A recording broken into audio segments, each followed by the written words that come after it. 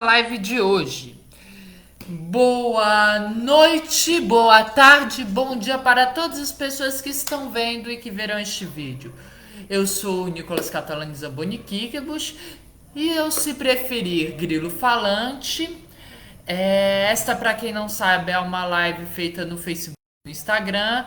No Facebook deu que começou agora, então boa noite, bom dia, boa tarde para todos. Sou o Nicolas Catalani Zamboni-Kikebus, ou se preferir, grilo falante. É... O que mesmo que eu ia falar? Sim, bom, para começar, queria dizer que não teve live semana passada, porque temos live toda semana, sábado às 8 horas da noite, por enquanto. Não tá com a luz acesa não, deixa eu ir acender uma luz aqui para ver se fica melhor, me diga se fica melhor. Melhorou?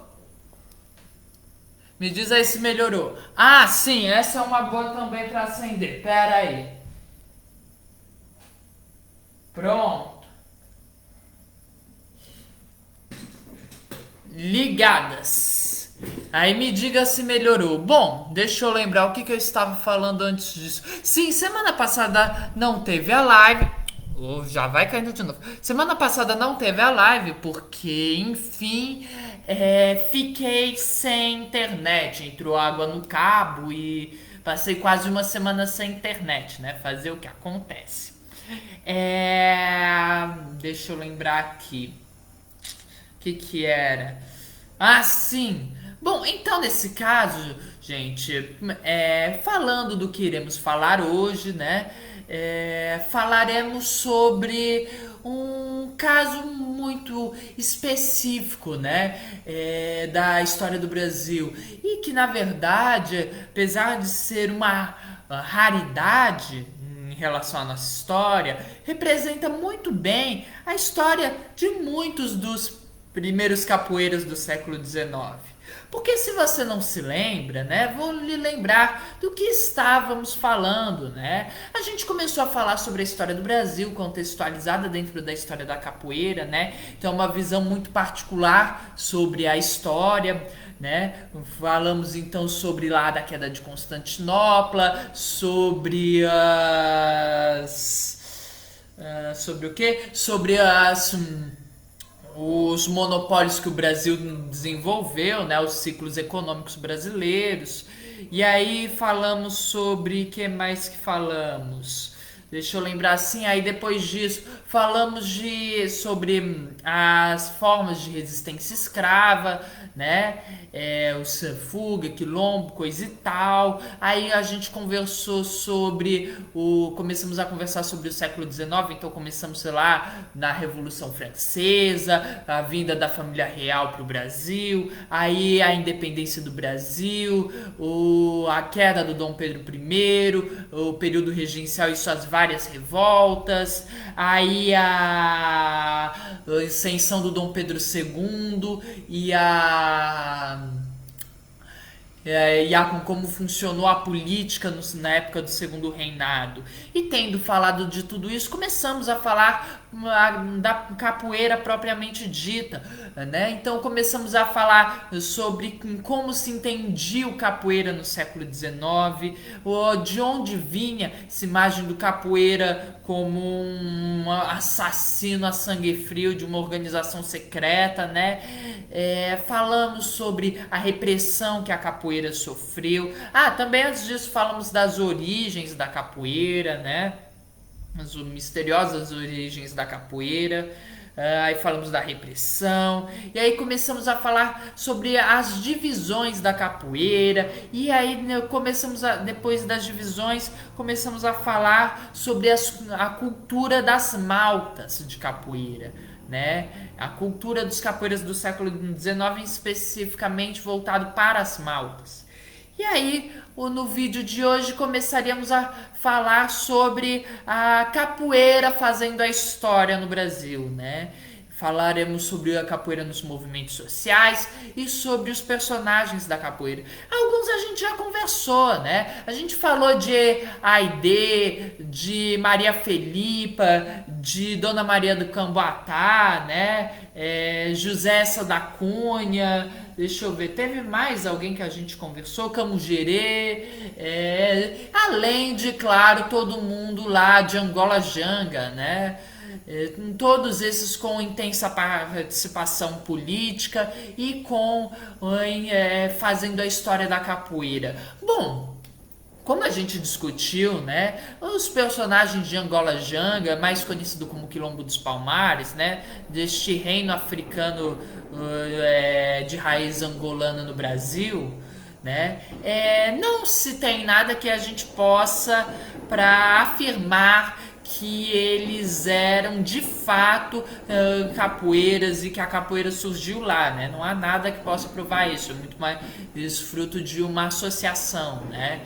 Da fato da capoeira numa visão de uma luta pela liberdade, Palmares no imaginário brasileiro como o símbolo maior, né? Tendo a figura de zumbi acima de tudo, né?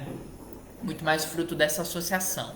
Quanto a Camugere, né, é só uma hipótese minha de que Camugere talvez tenha sido a pessoa que comandou a fundação do Quilombo de Camugere, né, mas apenas uma hipótese. Eu teria que pesquisar mais para conseguir encontrar alguma fonte que corrobore essa minha ideia inicial, né?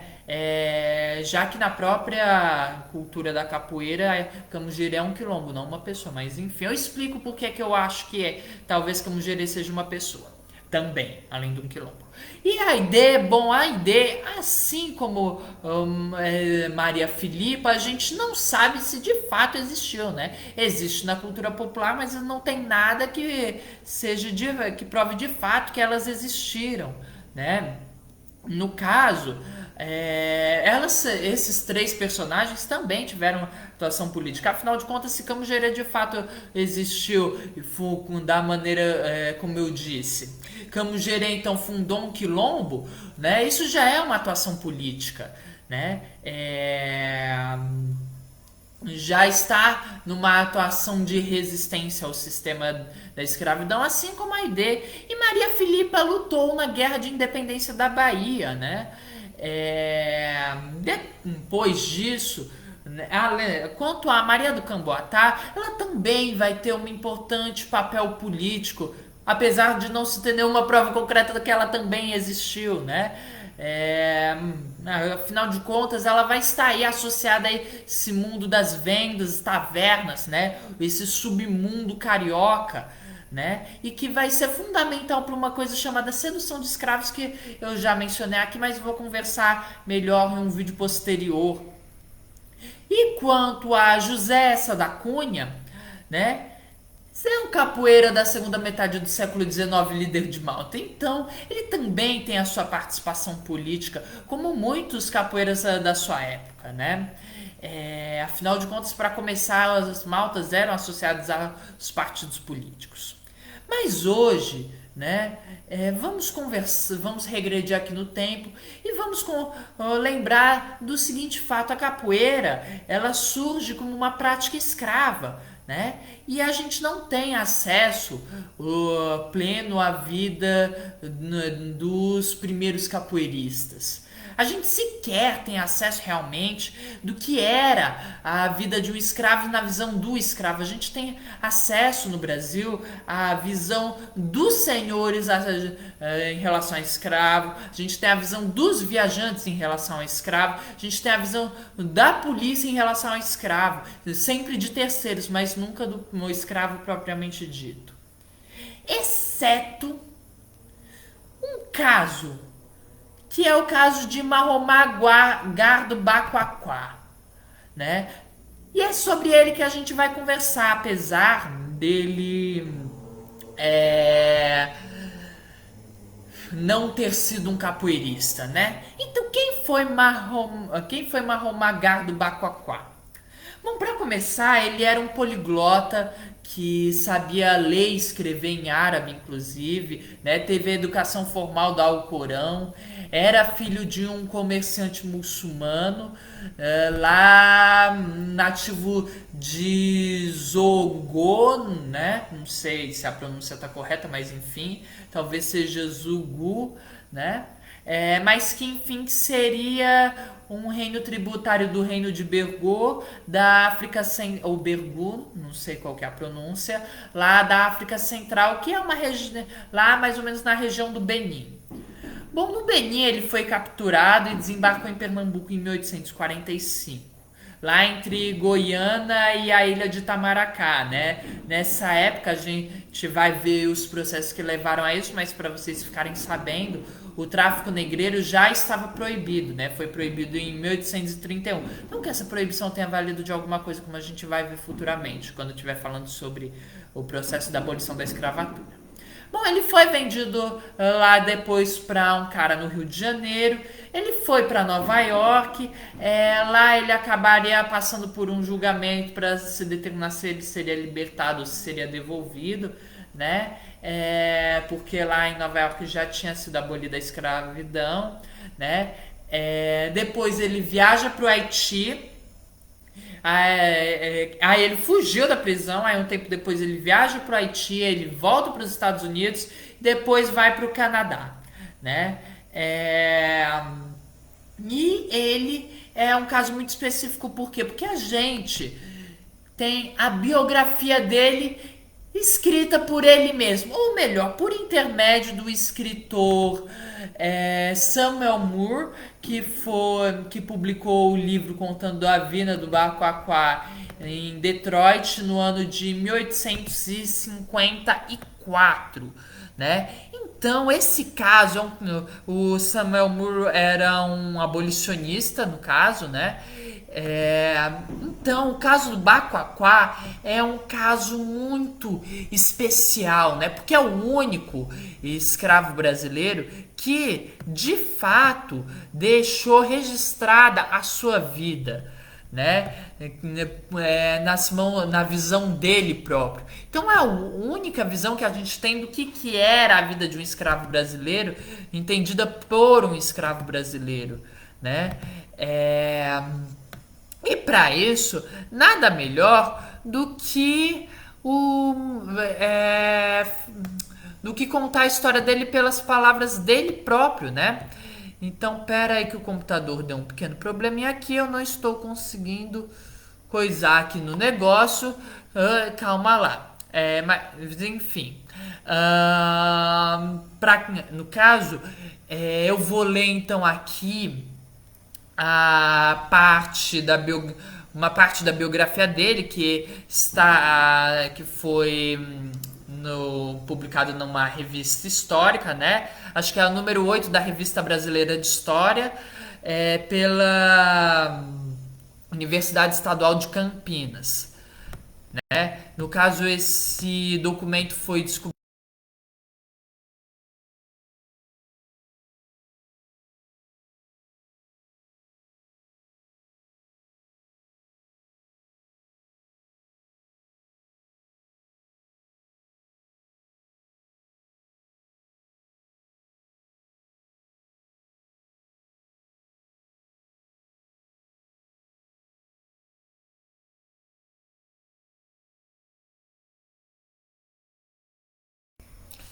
Bom, enfim, eu vou. Assim que eu conseguir me ouvir o negócio aqui para começar a colocar na página do livro, né? Aí eu vou começar a ler aqui o que ele contou, né? No caso, ele vai começar contando lá da África, né, até a vinda dele para o Brasil, né, nesse trecho, e do Brasil como foi a fuga dele, o Facebook voltou, a fuga dele como ele chegou nos Estados Unidos, onde ele fugiu, né? Então, vou começar aqui. Em Graf, viu o primeiro homem branco, o que, pode ter certeza, chamou-me muito a atenção. As janelas das casas também pareciam estranhas, pois era a primeira vez que em minha vida que via casas com janelas. Levaram-me à casa de um homem branco, onde permanecemos até a manhã seguinte, quando me trouxeram café da manhã. Ou seja, gente, ele nunca tinha visto uma casa com janelas, que a gente acha que é uma coisa muito normal, né? Que ninguém imagina que alguém iria estranhar ver uma casa com janelas, né? Mas, enfim, esse é o tipo de informação que essa bibliografia permite a gente ter, né? São noções que não teria como ter pelos olhos do colonizador, né? E imagine minha surpresa quando vi que a pessoa que trazia a minha comida era um velho conhecido, um conterrâneo. Ele não me reconheceu a princípio, mas quando me perguntou se meu nome era Gardo e eu lhe disse que sim, o pobre homem encheu-se de alegria, tomou minhas mãos e me sacudiu violentamente. Tão contente estava em me rever. Seu nome era Uru, vinha de Zugu e foi escravizado há cerca de 2 anos. Seus amigos não tinham ideia do que tinha acontecido com ele. Ou seja, simplesmente ele muito provavelmente foi sequestrado e levado como escravo e ninguém nunca soube o que aconteceu com ele. Né? Coisa que acontecia muito, porque não necessariamente os escravos eram conseguidos por meio de uma guerra, né, como se costuma imaginar. Havia muitos casos em que a pessoa simplesmente era sequestrada e vendida como escravo, né? Inclusive pelos próprios europeus. Perguntou-me sobre seus amigos de Zugu, se eu viera de lá recentemente. Olhou para minha cabeça e observou que meus cabelos estavam cortados do mesmo jeito como quando estávamos juntos em Zugu, e eu concordei. Talvez caiba notar aqui que na África as nações das distintas partes do território têm seus modos diferentes de cortar o cabelo e são conhecidas por essa marca, a que parte do território pertence. Em Zogo, o cabelo de ambos os lados da cabeça é raspado e em cima da cabeça, da testa até atrás, deixa-se o cabelo crescer em 3 mechas redondas, que ficam bem compridas, mantendo-se os espaços entre elas raspados rente à cabeça. Para alguém familiarizado com os diferentes cortes, não há dificuldade em reconhecer a que lugar um homem pertence. O Uru parecia muito ansioso para que eu permanecesse em Grafe, mas meu destino era outro. Esta vila situava-se à margem de um rio. Depois do café da manhã, levaram-me ao rio e colocaram-me num barco. O rio era muito largo e bifurcava em 2 direções antes de desembocar no mar. O barco em que os escravos foram colocados era grande e impulsionado por remos, embora também tivesse velas. No entanto, como o vento não era suficientemente forte, tinha-se que usar também os remos. Estávamos há 2 noites e 1 dia nesse rio, quando chegamos a um lugar muito bonito, cujo nome não me lembro. Não ficamos ali por muito tempo, tão logo os escravos foram reunidos, e o navio estava pronto para velejar. Fizemos-nos ao mar.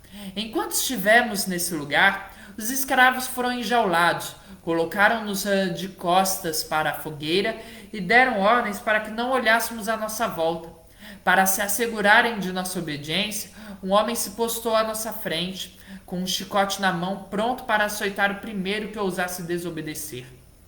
Outro homem circulava com um ferro quente e nos marcava como a tampas de barril ou a qualquer outro bem ou mercadoria inanimada. Porque, como eu já contei para vocês, né, os escravos eram marcados a ferro quente que nem gado é marcado, né? Quando estávamos prontos para embarcar, fomos acorrentados uns aos outros e amarrados com cordas pelo pescoço e assim arrastados para a beira-mar. O navio estava a alguma distância da praia. Nunca havia visto um navio antes. Pensei que fosse algum objeto de adoração do homem branco. Imaginei que seríamos todos massacrados, que estávamos sendo conduzidos para lá com essa intenção. Temia por minha segurança e o desalento se apossou quase inteiramente de mim. Bom, gente, isso é uma outra coisa que apenas um escravo poderia contar, né? O que é ver um navio pela primeira vez, né? E, curiosamente, a interpretação de Bacoaquá estava muito correta. Afinal de contas, o navio era onde se representa o próprio tráfico negreiro, né, os navios negreiros, que era o motor desse capitalismo inicial, né, que é algo que é um objeto de adoração melhor que o dinheiro para os seres humanos neste mundo capitalista, né, encarnado então em um navio, e que além disso foram sim conduzidos ao massacre, porque como a gente já conversou, as viagens no navio negreiro eram viagens horrorosas, onde a gente fala de condições literalmente desumanas, que eles contará aqui, né? Uma festa, uma espécie de festa foi realizada em terra firme naquele dia. Aqueles que remaram os barcos foram fartamente regalados com uísque, e aos escravos serviam arroz e outras coisas gostosas em abundância. Não estava ciente de que esta seria a minha última festa na África. Não sabia do meu destino. Feliz de mim que não sabia. Sabia apenas que era um escravo, acorrentado pelo pescoço, e devia submeter-me prontamente de boa vontade, acontecesse o que acontecesse. Isso era tudo quanto eu achava que tinha o direito de saber. Por fim, quando chegamos à praia e estávamos em pé na areia, como eu desejei que a areia se abrisse e me engolisse.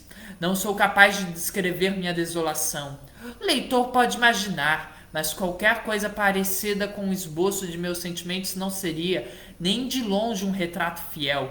Escravos vindos de todas as partes do território estavam ali e foram embarcados. O primeiro barco alcançou o navio em segurança, apesar do vento forte do mar agitado. O próximo a se aventurar, porém, embarcou e todos se afogaram, com exceção de um homem. Ao todo, 30 pessoas morreram. O homem que se salvou era muito corpulento e estava em pé na proa. Ele tinha uma corrente na mão que agarrava com muita força, procurando equilibrar o barco. Quando o barco virou, ele foi lançado ao mar com os outros, mas subindo à superfície de algum jeito embaixo do barco, ele conseguiu revirá-lo. Assim salvou-se saltando para dentro do barco quando este se endireitou. Isso exigiu muita força, e o fato de ser um homem vigoroso lhe deu vantagem sobre os demais. Fui colocado no próximo barco que seguiu rumo ao navio.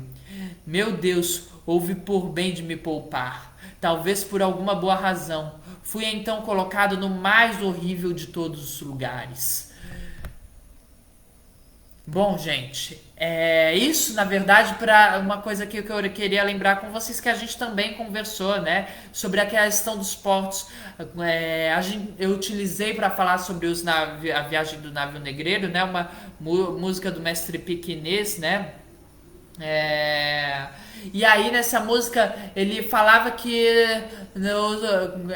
segundo pelo menos a minha interpretação, né, que tinha que ser levado de barco até os navios negreiros, justamente porque eles não estavam em portos, né, e aí entra justamente aí, eu expliquei o porquê disso, né, que tem duas razões.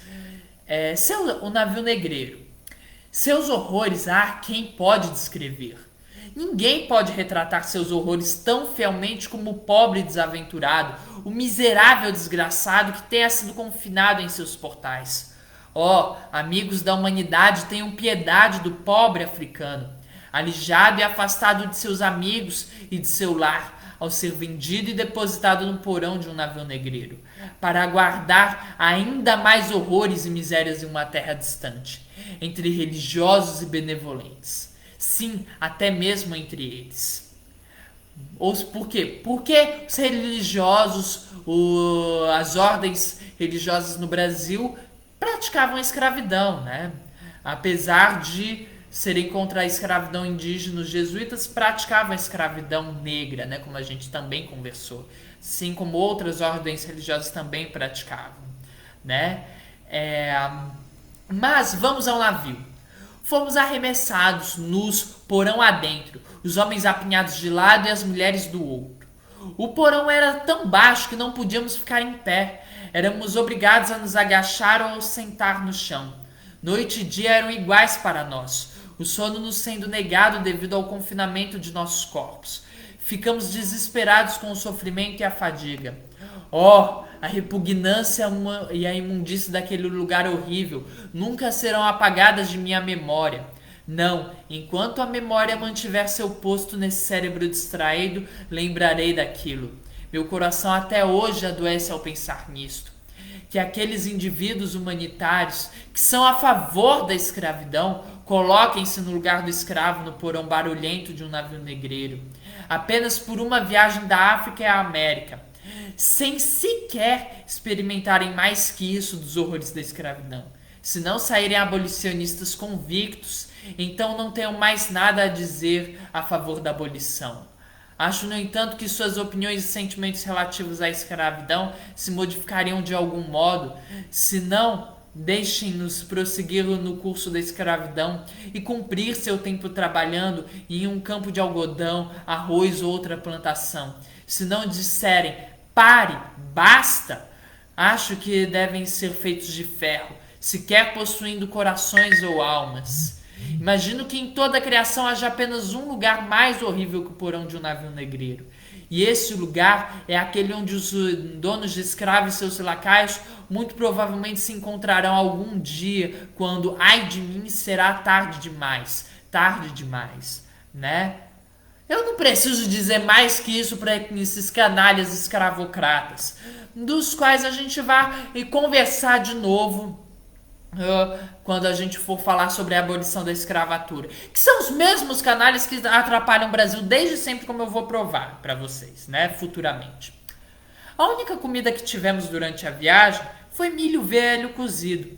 Não posso dizer quanto tempo ficamos confinados assim, mas pareceu ser muito tempo. Sofríamos muito por falta de água, que nos era negada na medida de nossas necessidades. 1 quartilho por dia era tudo o que nos permitiam e nada mais. Muitos escravos morreram no percurso. Houve um pobre companheiro que ficou tão desesperado pela sede que tentou apanhar a faca do homem que nos trazia a água. Foi levado ao convés e nunca mais soube o que lhe aconteceu. Suponho que foi jogado ao mar. Como a gente já conversou o que acontecia, né? Apesar de que esse tipo de situação a gente não tinha conversado, né? Quando qualquer um de nós se tornava rebelde, sua carne era cortada com uma faca e o corte esfregado com pimenta e vinagre para torná-lo pacífico. Como os demais, fiquei muito mareado de início, mas nosso sofrimento não causou preocupação alguma aos nossos brutais donos. Nosso sofrimento era da nossa conta, não tínhamos ninguém com quem pudéssemos compartilhá-lo, ninguém para cuidar de nós ou até mesmo nos dizer alguma palavra de conforto. Alguns foram jogados ao mar antes que o último suspiro exalasse de seus corpos. Quando supunham que alguém não iria sobreviver, era assim que se livravam dele. Apenas 2 vezes durante a viagem nos permitiram subir ao convés para que pudéssemos nos lavar. Uma vez enquanto estávamos em alto mar e outra pouco antes de entrarmos no porto. Chegamos em Pernambuco, ou seja, desde que entraram no navio negreiro, exceto aqueles que foram jogados no mar, só ficaram 2 vezes dentro, só saíram para respirar por 2 vezes fora do porão, né? Então pensa aí, passar meses, porque eram meses de viagem, confinado dentro de um porão nessas condições, né? Chegamos em Pernambuco, América do Sul. De manhã cedo, e o navio ficou zanzando durante o dia sem lançar âncora, porque nessa época o tráfico negreiro já tinha sido abolido no Brasil, né? 1831, né? Ficamos sem comida e sem bebida o dia inteiro e nos foi dado a entender que deveríamos permanecer em silêncio absoluto, sem clamor algum, senão nossas vidas estariam em perigo.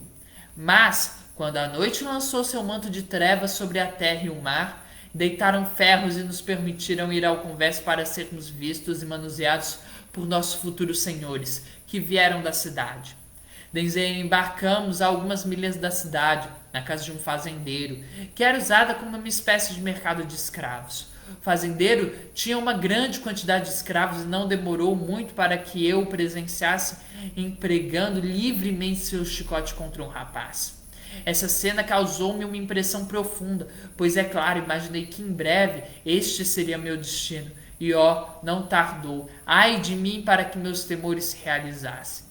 Bom, gente, isso mostra justamente aquilo que a gente já conversou, que a gente também já conversou sobre a questão das punições, né? Do porquê o chicoteamento ser um ato público e não um ato escondido. Quando eu desembarquei, senti-me grato à providência por ter me permitido respirar,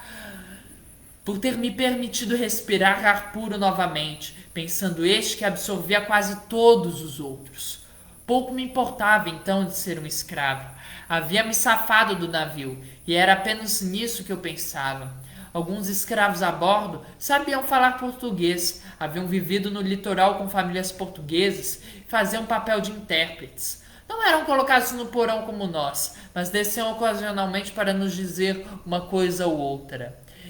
Estes escravos nunca sabiam que seriam despachados até o momento em que eram colocados a bordo do navio. Permaneci nesse mercado de escravos apenas um dia ou dois, antes de ser vendido a outro traficante na cidade, que, por sua vez, me revendeu a um homem do interior, que era padeiro, residia num lugar não muito distante de Pernambuco.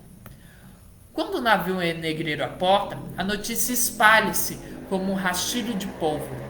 Acorrem então todos os interessados na chegada da embarcação com sua carga de mercadoria viva, selecionando do estoque aqueles mais adequados aos seus propósitos e comprando os escravos da mesmíssima maneira como se compra gado ou cavalos no mercado.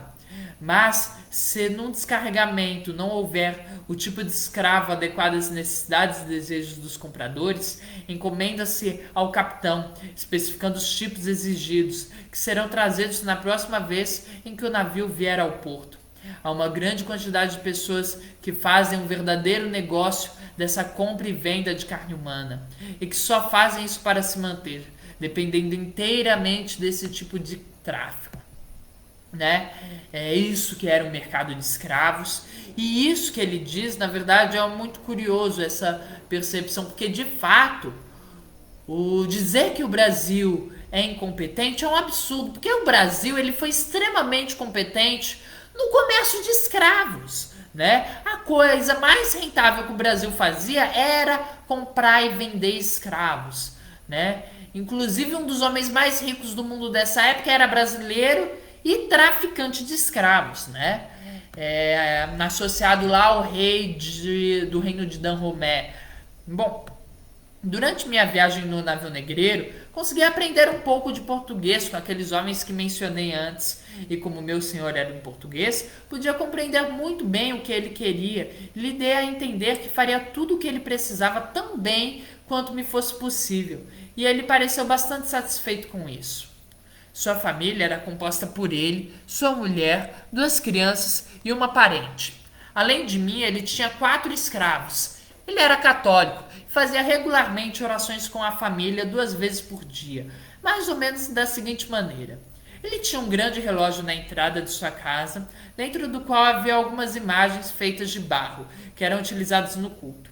Nós todos tínhamos que nos ajoelhar diante delas, a família na frente e os escravos atrás. Fomos ensinados a entoar algumas palavras cujo significado não sabíamos. Também tínhamos que fazer o sinal da cruz diversas vezes.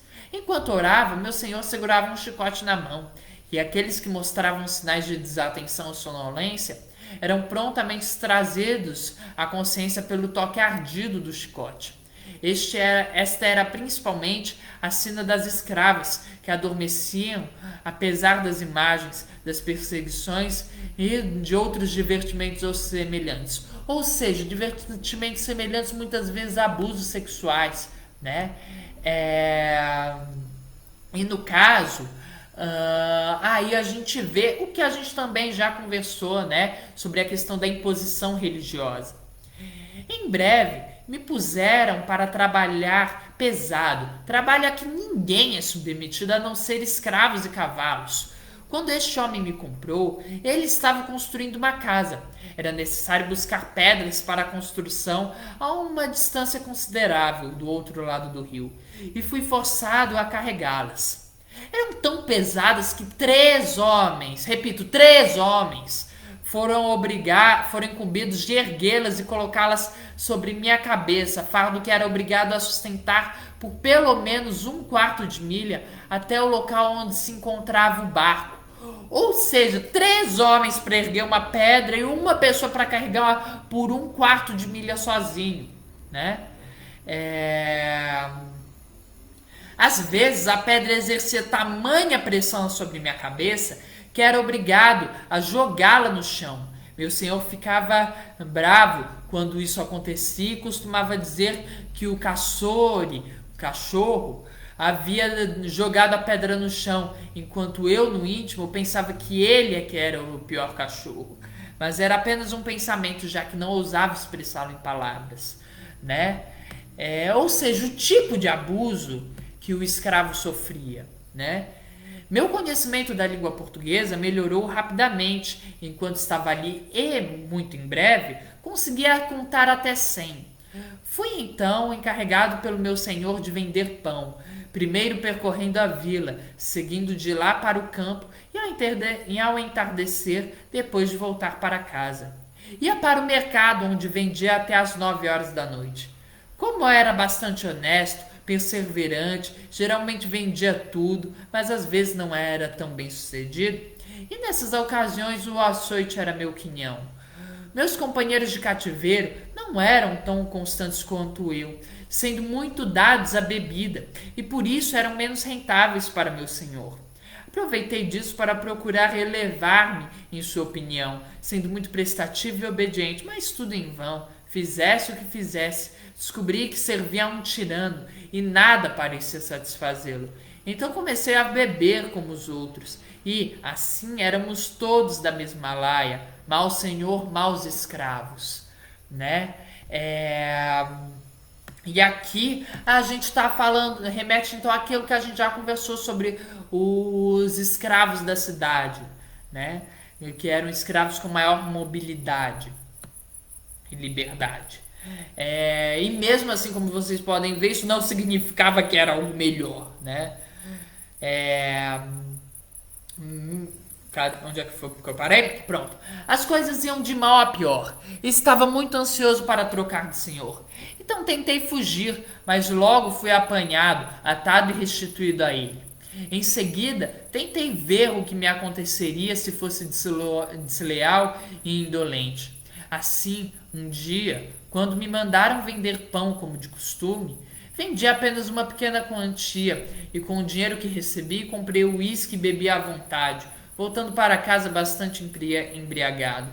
Quando fui fazer as contas da diária, meu senhor pegou minha cesta e, descobrindo o estado em que as coisas estavam, fui muito severamente espancado.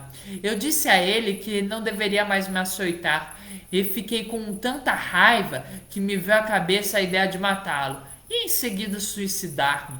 Por fim, resolvi me afogar. Preferia morrer do que viver sendo um escravo. Corri então até o rio e me joguei na água, mas, como fui visto por algumas pessoas que estavam no barco, fui salvo. A maré estava baixa, senão seus esforços teriam provavelmente sido inúteis. E, não obstante a minha predisposição, agradeci a Deus por ter preservado minha vida e impedido que um ato tão perverso se consumasse.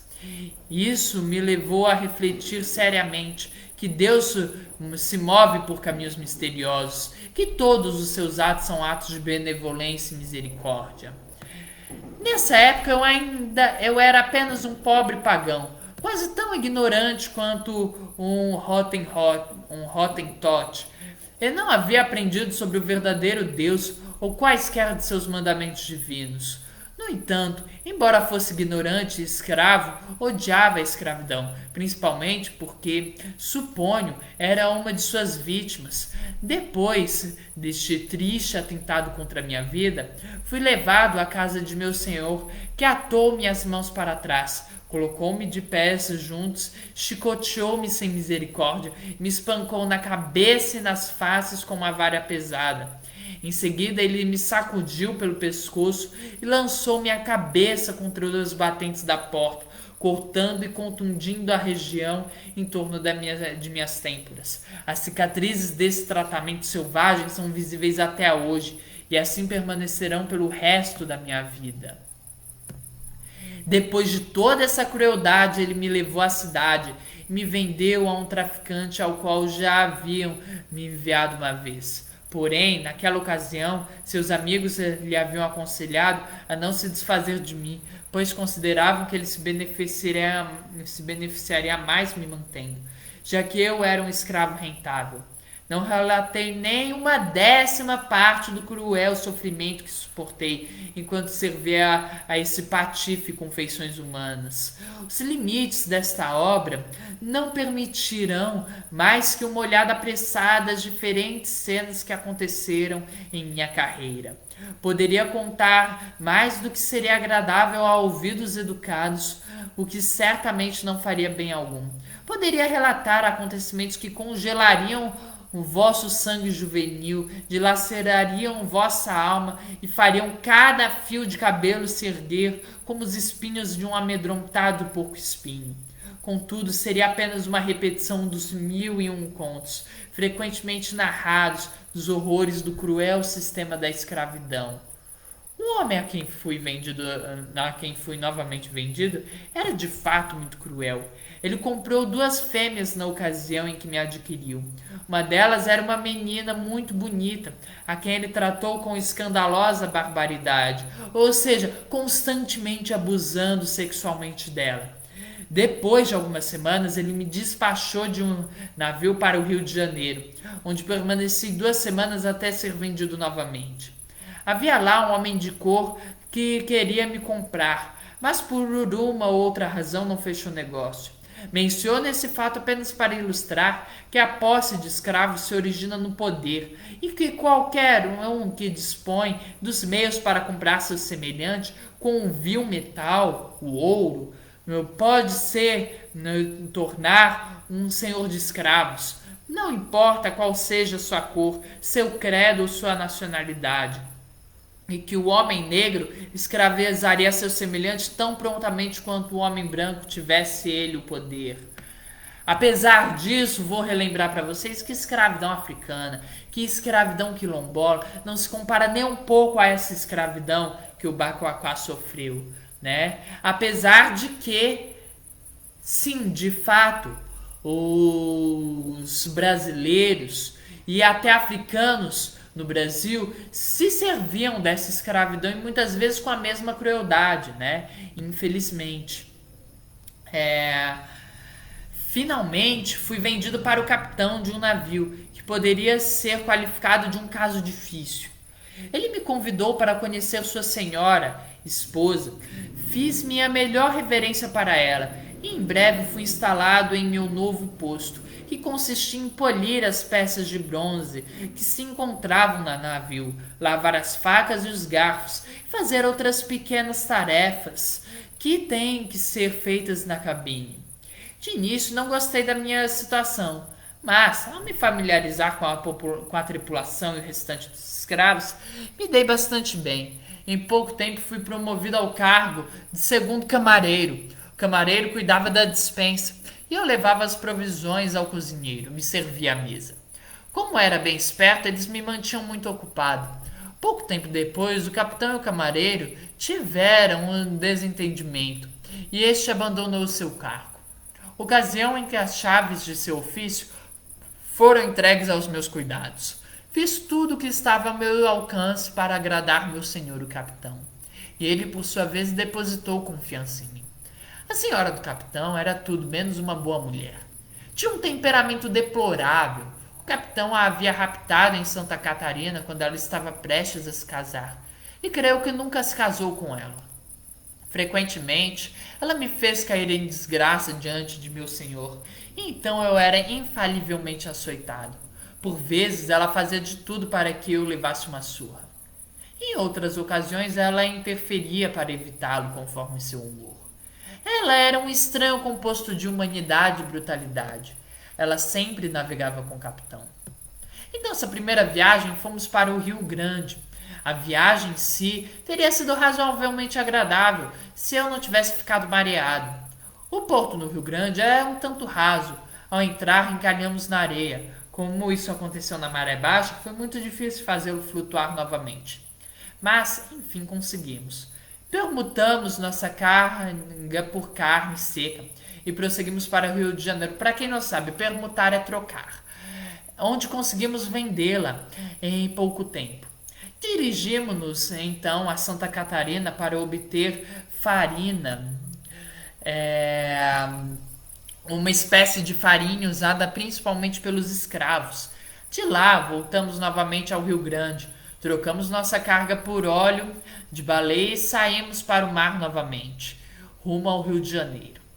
Como a nau estava sobrecarregada, enfrentamos maus momentos, pensávamos estar todos perdidos, mas, ao aliviar a embarcação de parte de sua carga jogando uma quantidade ao mar, o navio e toda a sua tripulação foram salvos, mais uma vez das mandíbulas vorazes do elemento destrutivo. Ventos de proa prevaleciam, e embora avistássemos o porto por vários dias, não conseguíamos chegar ao ancoradouro por mais que tentássemos, porque o ancoradouro estava aqui, o navio estava aqui e o vento estava soprando nessa direção, né? Então o navio fazia pouco progresso. Enquanto permanecemos naquela posição duvidosa, sem saber se estávamos perdidos ou não, ocorreu-me que a morte seria apenas uma libertação de meu cativeiro, e por isso mesmo mais bem-vinda que o contrário. Na verdade, pouco me importava com o que pudesse acontecer. Era apenas um escravo e me sentia como uma pessoa sem esperança ou perspectiva de libertação, sem amigos ou liberdade. Não tinha nenhuma esperança em relação a este mundo e nada sabia sobre o outro. Tudo era desalento, tudo era temor. O presente e o futuro eram uma coisa só, não havia linha divisória, tudo labuta. Labuta, crueldade, crueldade, nenhum fim a não ser a morte para os meus sofrimentos.